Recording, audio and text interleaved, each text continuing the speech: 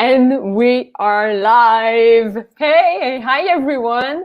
I think we are really excited because we get the chance to meet someone that I think many people admire all around, because we get so many comments when we talk about Axtell Expression. And yeah, so before we go into the interview, I'm so excited. I'm Caroline Bernier-Dionne. I'm from Montreal, Canada. And I'm doing this international podcast because I want to connect with other puppeteers all around the world and give tools to them and just help each other as we are in this kind of funny time.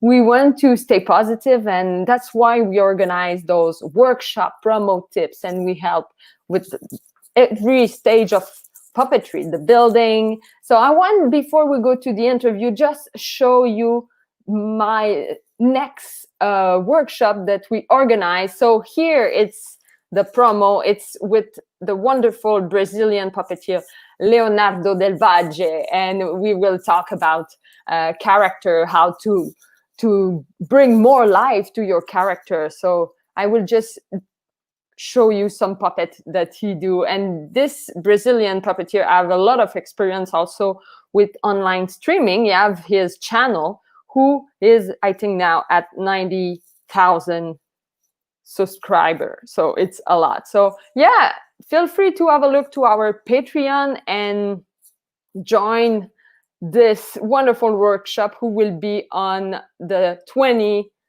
September 20 at 1. It's on a Sunday. So yeah, I just want to invite everyone, because it will be a wonderful time to talk about building and have some tips about how we make this wonderful channel grow like this. So yeah, this was the plug of Patreon. But now we go into the interview, and I'm so excited because if we talk about ventriloquism and with international commission, like doing puppetry for a lot of kind of puppeteers, we think in Axtell Expressions. So everyone, please welcome in the screen, Steve Axtell. Hello.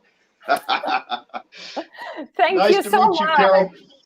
Yeah, that's a real live meeting, because we didn't get the chance to talk a lot before the interview. So it's so cool to meet on the air. That's right. Exciting. Yeah. So I want you to, we saw what you do online. I do some research. I was so excited to talk to you. But I want you to introduce yourself for the people maybe who don't know you, yourself and your company. Sure. I'm Steve Axtell, and we have a company that manufactures entertainment products, puppets, animatronics, magic, props, and comedy props and things for entertainers. So we make innovations to help you entertain the world. That is our motto, and our passion is characters, especially. It doesn't have to be puppets necessarily, but we make figurines, and we make animatronics and AI characters, as well as puppets. So it's really, really quite fun. So we have a team in California, Ventura, California, which was about 10 before the pandemic, and we're now at about 6 people, and we are working really hard to continue to do this as we can through hard times, of course, for everyone. All of our customers, of course, have lost their audiences, but they are still loyally buying and figuring out new things that they want to do when this is over. And so there's a lot of planning, a lot of custom work and stuff that's going on right now. But my wife and I started this company almost 40 years ago now. Yeah, that's so cool. That's such a legend in building industry, I think, as I observe. So yeah, well, there's not a lot that have been around for 40 years. That's for sure. Yes, and I just want to add, for people who are watching this, feel free to ask questions during the interview. We will bring it to Steven in front of him as we bring it in the screen. And yeah, also let's know to us where you're from, like where you are watching that, because we are all around. So it's so cool to both of us know where Super you fun, are watching. Yeah, and I want to know your path through puppetry, how you get introduced to puppet show and stuff like that. When I was a very young boy, my father was a minister, and they would have children's ministers come to our church, and I began to watch them do puppet shows and magic tricks and all kinds of stuff to minister to children. And as a little child, because my father was the pastor, they would come over to our house to stay, and maybe they were there for a whole week. So in the evenings, I literally was taught by them on a one-to-one basis. This is a ventriloquist dummy, or this is a puppet. This is how you put your hand in and you move it like this, but you don't move it like, and magic tricks. Here's how to make a dollar bill turn into a piece of paper, and a piece of paper to turn into a dollar bill. All these really cool people that were amazing. And so it kind of lit me on fire at that point. And then one day I saw Sesame Street on TV. Now, before Sesame Street, it was Kukla, Fran, and Ollie in black and white television that I was in love with. And what I understood to be television puppetry was the puppet coming out of a window, right? Pops his head out, says hello to Fran, who's standing there. And that was television puppetry. That's all I knew. When I saw the Muppets and Sesame Street, they were just walking around in the world. And I couldn't believe it. And they looked like actors. They looked like characters that were alive in the real world.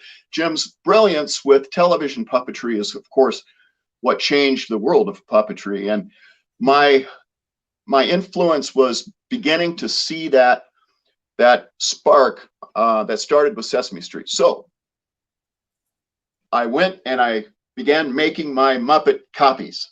I made Kermit, and I had read that Jim Henson had made a puppet out of his mother's coat. And so I made Oscar the Grouch out of my mother's rug. And I actually took a rug out of the bathroom. It was a green shag. Can you imagine? Oh, and back in this is 70s. So green shag was a common thing. And I made Oscar the Grouch out of this green rug. And I made Ernie, and I made some of the other characters, and I created a little world of Sesame Street. And I was only 14 years old, so I didn't know any better. And I thought that's what you did. You just, wow, it was amazing. And I began performing with them around our little town in Ohio. And they came and did a newspaper article on me. And then my mom cut that out of the newspaper and mailed it to Jim Henson at Henson Associates in New York, thinking, bless his heart, it's the only way he's ever going to work is if he gets a job with Jim Henson and doing the Muppets.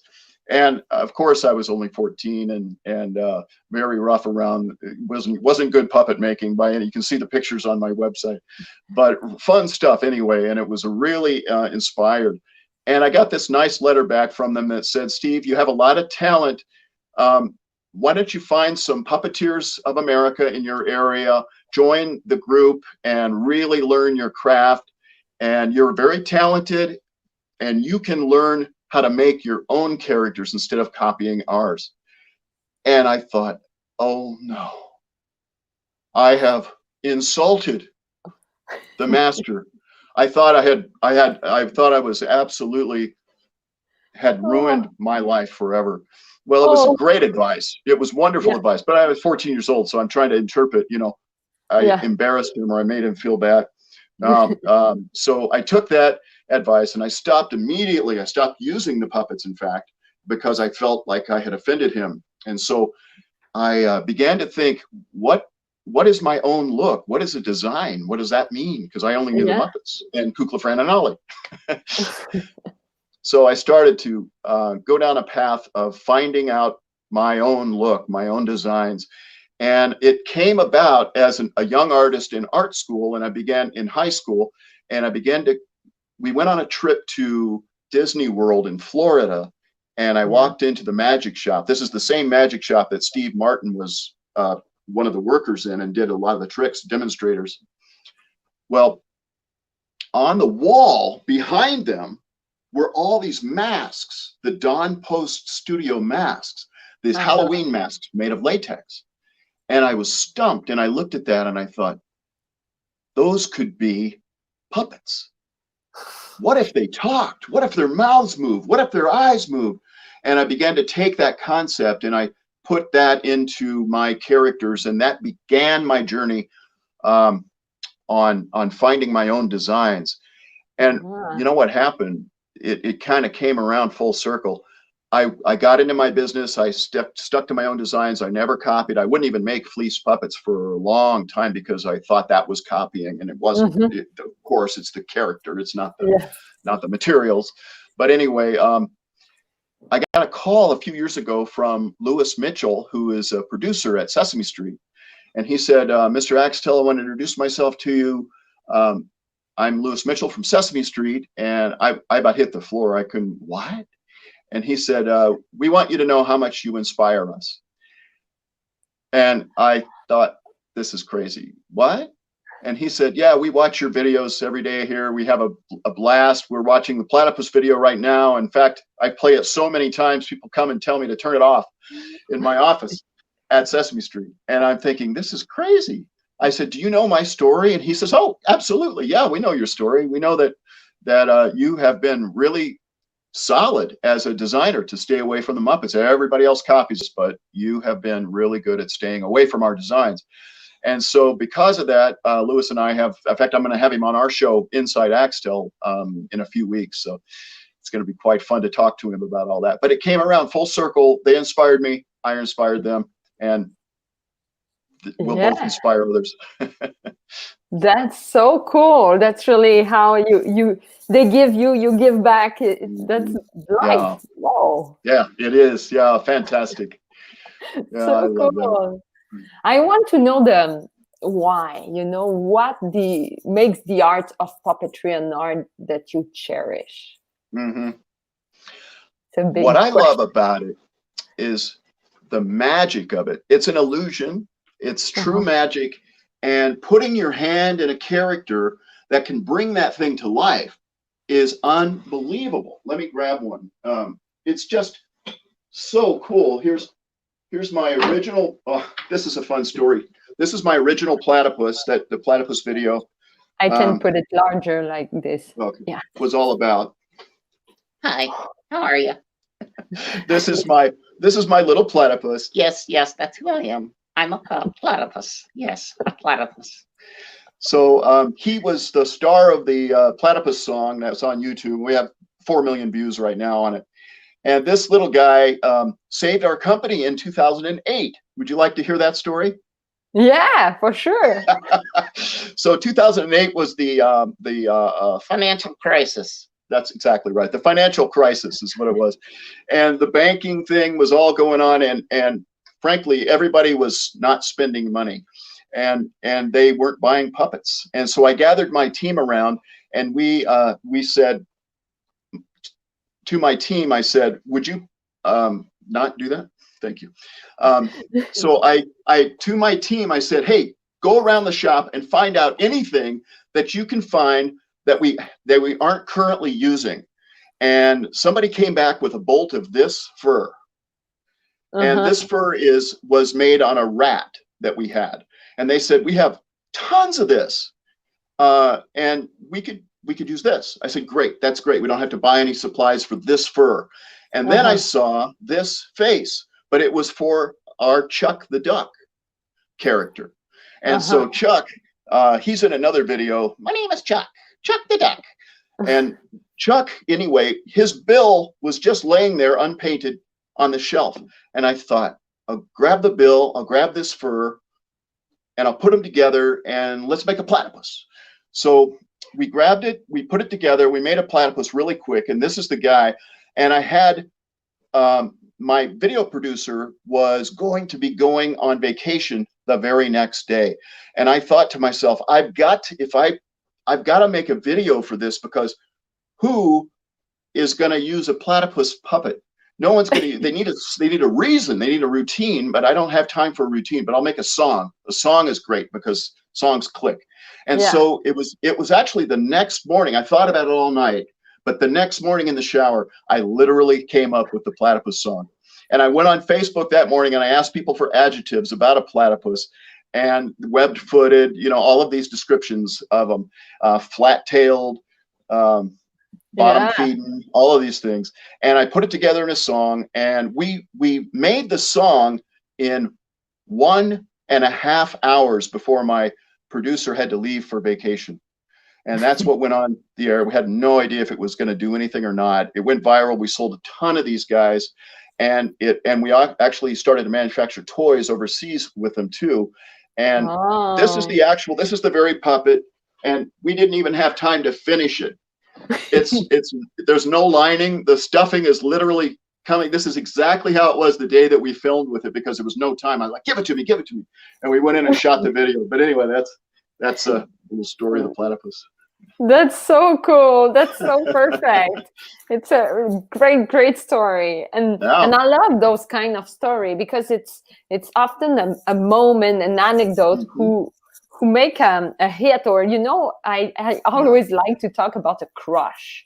You know, the crush for puppetry. I want you to give me maybe a moment that you feel you get this crush for this art form. Oh my, every day. And literally, I have kept a diary of my business since the very first day in 1982. So in 2002, it'll be 40 years. So every single day I have a diary page, and I have notebooks full. I have over 300 notebooks now full of ideas and things that we've cataloged and stuff. And there's over 200 or so inventions in those notebooks that are things I'm going to be doing. One of them was a dream that I had literally 25 years ago or so. It was a dream I woke up with, and it was, I walked into a toy store, and over in the corner was a pole stand with rods on it, and puppets were all on this pole stand, a very low tech thing, but they were really cool. And I walked over to them in my dream. I walked over to them and I looked at each of their faces and stuff, and they were all different kinds of animals and characters. And they were really intense looking, very good. And it wasn't like I remember what it was, just the impression of how amazing they looked to me. So it left a huge impression on me. And I woke up from that, and I'll never forget that image. I can see it going back into the corner of the toy store. It was a pole standing right there, and there was a door over here. I can remember everything about it. I just can't remember their faces. And so it has been a dream of mine for 25 years to begin designing that pole of puppets. And so I've got 20 designs, new, all brand new. And we have over 200 characters now on our website. But these, let me show you these new little guys. These are called the dinkies. And these are the little guys. This is the monkeys. I would go bigger again. Look at that little guy, right? Here is, your hand just goes right in the back of their head. But these little guys. Hi. Hello. Yeah, hi. These are the dinkies. And we call him Dinky. I told my kids stories about little Dinky when he was a little boy. He used to ride around in his dad's ear. He was so small, a little boy. But anyway, that's where the name came from. And these are the characters, my first ones of 20. This is the monkey, but we've got a rabbit and all kinds of fun characters coming as well. But that's all part of it. You're going to see pretty soon. I'm going to recreate that pole with 20 of these, not just monkeys, but different characters down that pole. And then I can die. The crush. Woo, you will create brothers. I can't help it. I'm in love with characters. Yeah, it's a lot of passion, and it's really, really amazing. I want to know also about the field of study. In your opinion, what would be the best field of study to become a puppeteer? Well, puppetry covers so many different fields. It covers art. It covers theater, it covers music, you know, and in theater, it covers directing, it covers acting, stagecraft, Mm-hmm. set building. So I think the basics would be art and theater, Mm-hmm. but certainly journalism, I mean, writing, to be able to write a good script, storytelling, all of those. It's just, that's another, isn't it a big reason to be involved in puppets? Because of the circle of things that you get to work in. It's not just Yeah. painting, you know, Yeah. it's, in my case, it's sculpture. And I'm doing digital sculpting now, also, as well as clay sculpture, but I do a lot of digital sculpting on the computer. And then we print Wow. out some of the molds that we do for silicone castings. So we do a Wow. backwards effect with a printer. So, but anyway, I mean, I would never stop learning. I would continue, and right now I am in about 3 or 4 different courses, learning all new technology, learning 3D modeling and AI.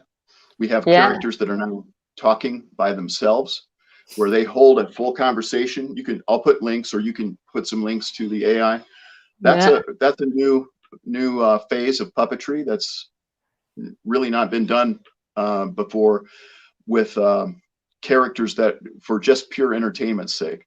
So we're Yeah. spearheading some ideas there, and it looks like we've had it in some places already before COVID hit, and now that the theme parks are all closed and everything is, put a little Yeah. rained on our parade, but we'll be back.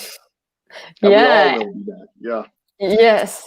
And you also have done ventriloquism, and you have plenty of resource on your website also. If people Yeah. are curious, you offer that like for free.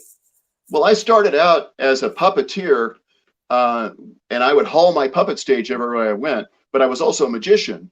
And so I'd come out from behind the puppet stage and come out front and do my magic. And then it's like, okay, time for a show. And I go right back behind my puppet stage and pop up my puppets again. I thought, I should just learn ventriloquism, because then I can stay out front.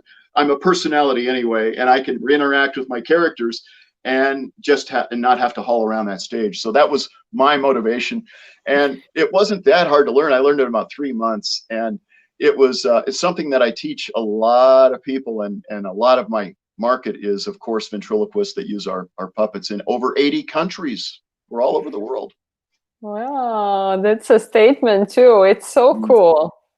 And yeah, once it's often really interesting to learn from another puppeteer how he explained the job. So I want to know in your own word how you define a puppet to someone else.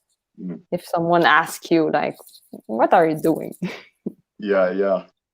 Well, usually at a party or something, when my wife introduces me as he makes puppets, they're imagining marionettes or a single string puppet, something that's dancing on the table, and they're kind of distancing themselves. Oh, nice. But when we explain that our puppets are used on television shows and on movies, and we have had in theme parks, and they're animatronics, like, they begin to see a different picture of it and stuff. And so that's been important for us to define it as not just a small puppet, but also a character. We put the emphasis on characters rather than on the modality. So, but a puppet is, of course, the ultimate form of magic, because you're taking something that's completely innate, inanimate, and putting your hand in it and bringing it to life. And when you do that, that character is living and breathing and believable. You suspend your disbelief for a while, and it's just absolutely incredible. It's insane. You watching some of these, the best, do their job. Oh my goodness, it's just incredible. So I think because it's the ultimate magic, that's I would explain that a puppet is something that is inanimate that you bring to life with your hands, and it wouldn't be a robot. I understand the difference between an animatronic, but there are remote control puppets. Now that's different. Animatronic runs on its own. It's been pre-programmed, but a remote control puppet, you can control with a transmitter, and that's remote control, and it's still puppetry. You're still controlling it. Yeah. It's in real time also. So absolutely. Yeah. Even I'll go so far as to say digital puppetry.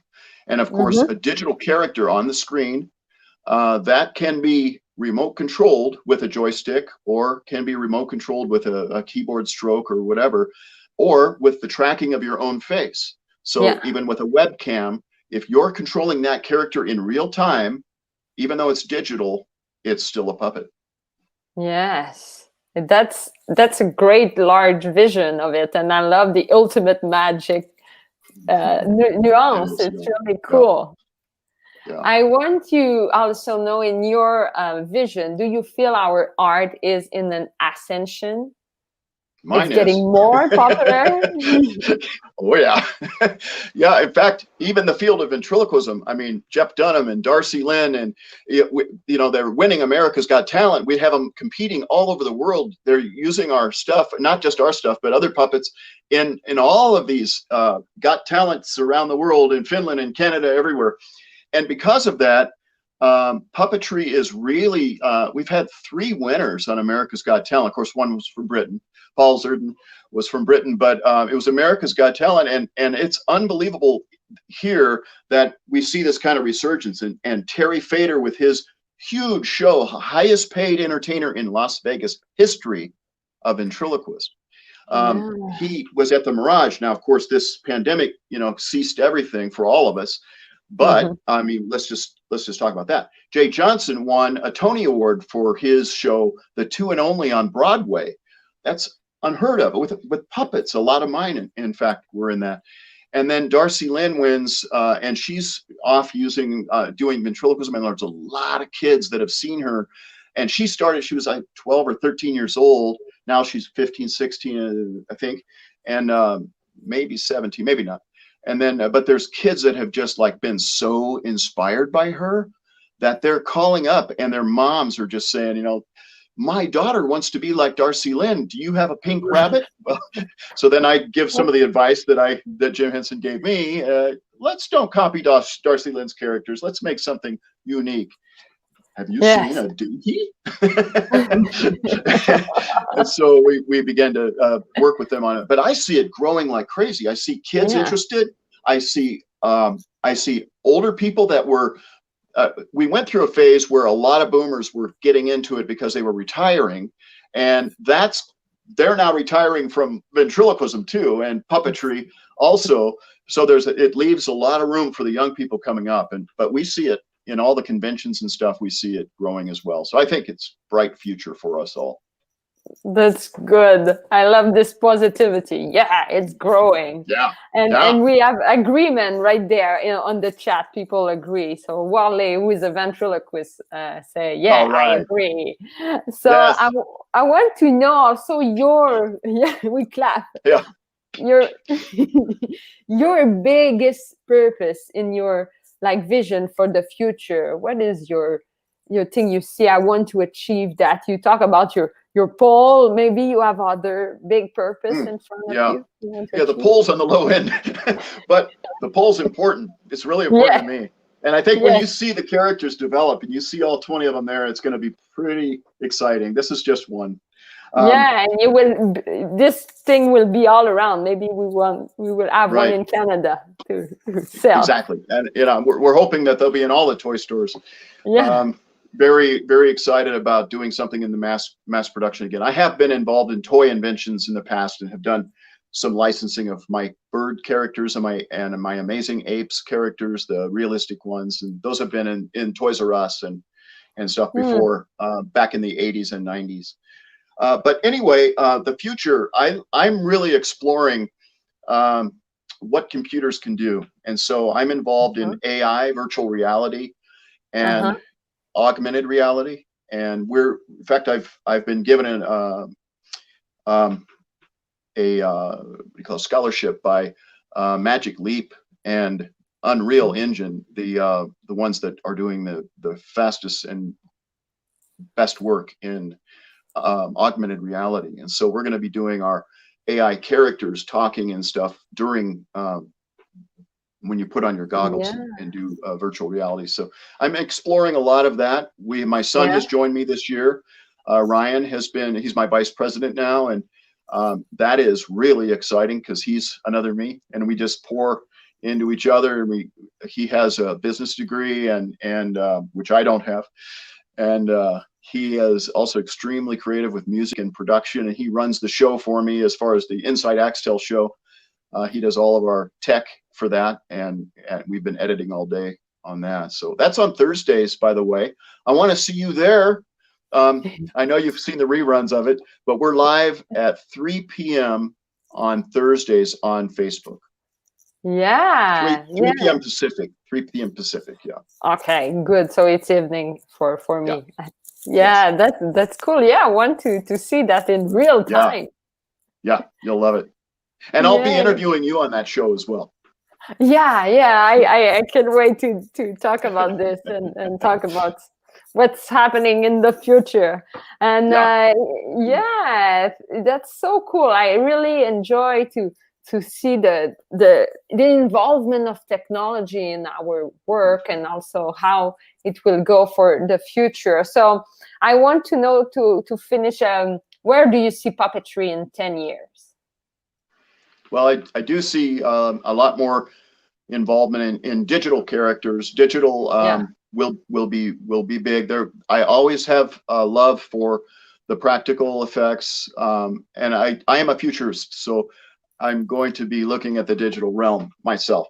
But that doesn't mean that I don't love when somebody takes a spoon and makes it a reality. You know, tabletop stuff, or the very lowest, not lowest, simplest form of puppetry, where you take a salt and pepper shaker and get them married. You know, all of that is just wonderful. But my particular bent is toward the future, and I'm looking into all these areas that I can explore that I haven't seen puppetry work in yet, and we're going there.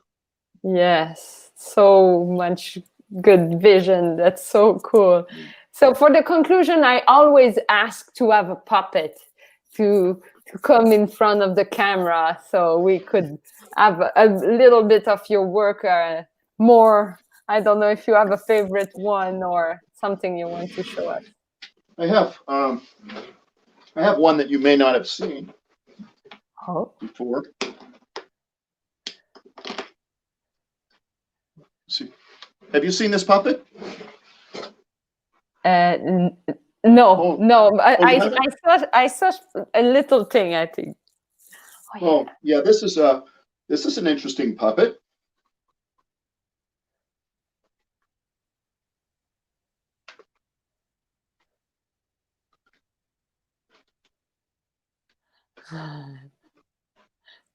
So interesting. Yeah.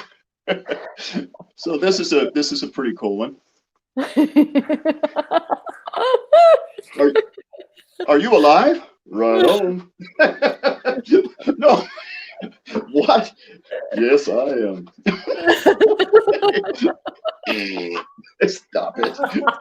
This is my magic drawing board. I say that's true. Yes, indeed. His name is Mark. Get it? Mark. You're a real square. No, I got a girlfriend. You do not. You have a girlfriend? Nancy Drew. Oh. Okay, that's all. Say goodbye, Mark. No. Say goodbye.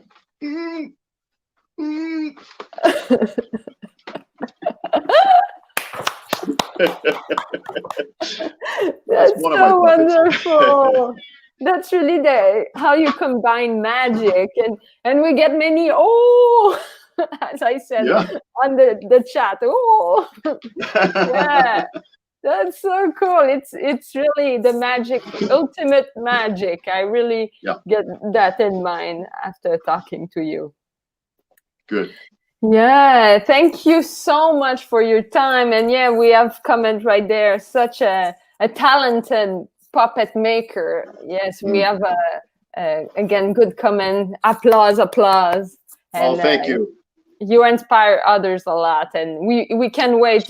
Jennifer said it's really important you do this poll, and with all of those characters from your dream. I think it's something we all share and we want to see happen. All right. Yeah, that's good. So, could you give us, like, if people want to see more, where they should watch stuff about Axtell? Sure. Go to axtell.com, Axtell. 2 L's. Yeah. And easy. that'll lead you everywhere. It'll take you to it. Or if you want to just see these guys, go to thedinkies.com. Oh, yes. Yes, I will have a look. I love this, guys. And just for your info, Steve, we have people from Indonesia watching right now. Right. From all over. Great. So, Yeah. So We have- do you have, go for it. We have customers from all 80 countries, and so I know that I know a lot of folks in Indonesia and in the Philippines and all over the world. It's so great to work with, and I work with, a lot of times the top entertainers in those areas that are into puppets and magic, and it's wonderful. Yeah, it's an honor for you to get the chance to connect with the best of the best. That's right. Well, originally I thought I was going to make the world a better place by performing. And then I realized that I could do a lot better job of that if I gave my stuff to other people around the world. And that's multiplied what we can do. And I think that's really cool. We love that, my wife and I. That's such a great ending statement. It's to multiply not the performance, but it's an extension of yourself all over the world. And we have Philippine also, Juan Lu, as I interview, and you have done puppet for him, he said. So it's so cool. He's right Juan there Lu's watching. great. That's what I mean about some of the best in the world. Absolutely. Very talented folks. Yes. Thank you for your time and your great creativity. I think everyone have a little piece of it, and we will bring it in our work for the few days. I sure appreciate it. Thank you, and I'll see you Thursdays. Okay. All right. Yeah, that's good. That's a wrap. No, quiet. Yay! So bye, Steve. I would say the last word. Stay in the studio. We could chat after that. Okay. Yeah. And everyone, thank you for watching. I get a blast again for the episode 65. So it's so cool to get the chance to connect with all of those puppeteers. And I just want to let you know again with this wonderful workshop who's coming also. So stay connected with stuff online. We create stuff, but we have many great connection all over. So these Brazilian puppeteers, Leonardo Del Valle, he will do a workshop on September 20 at 1 p.m. So yeah, how to bring more life to your character. It's really key. So I think it's the purpose of every puppeteers. Everyone, have a wonderful evening. Stay safe. Keep creating. And yes, we will stay in touch for another episode next week. We have plenty of other connection, India and all over. So stay tuned for other episodes of the Puppet Podcast. Good evening.